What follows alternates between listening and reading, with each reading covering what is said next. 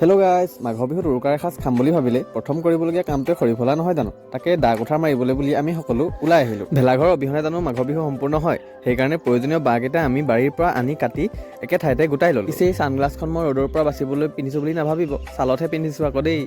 পিছে এইবাৰ কাকো কাম নকৰাকৈ খাবলৈ দিয়া নহ'ব, সেই কথা গম পাই আকৌ কোনোদিনে পথাৰলৈ নোযোৱা ছোৱালীকেইজনীও আজি নৰা কাটিবলৈ বাধ্য। সদ্যহতে আমাৰ গাঁৱৰ ল'ৰাবোৰো কিন্তু কামত কম নহয় দেই। কেতিয়াবা যদি দৰকাৰ হয় মোক যোগাযোগ কৰিব পাৰে। কামৰ মাজতে আকৌ আটাই মিলি বগৰী খুন্দি খোৱাৰ মজাটো বৰ সুকীয়া, তাক আৰু মিছ কৰিব পাৰিনে? সেয়া ল'ৰাবোৰৰ কামবোৰৰ কথা কৈছিলোঁহে, তৎক্ষণাতে ভেলাঘৰৰ আধাটো সম্পূৰ্ণ হ'লেই।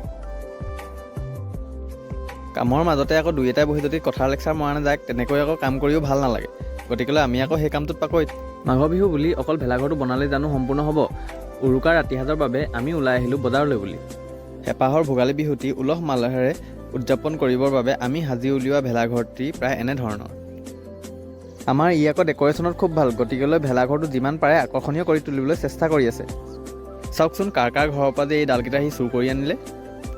বাৰু যি কি নহওক, সূৰ্য অস্তৰ লগতে ভেলাঘৰৰ পৰিৱেশটো চাওকচোন কি যে সুন্দৰ হৈ উঠিছে।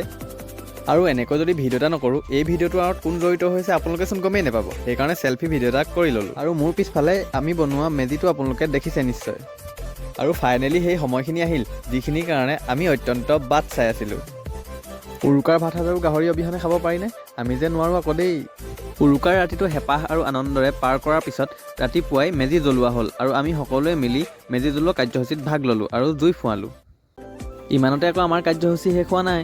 পাছদিনা কণ কণ শিশুসকলৰ মাজত খেল ধেমালি পাতি সিহঁতক অকণমান উৎসাহিত কৰিবলৈ আমি প্ৰতি বছৰে এটা সৰু প্ৰয়াস হাতত লৈ আহিছোঁ।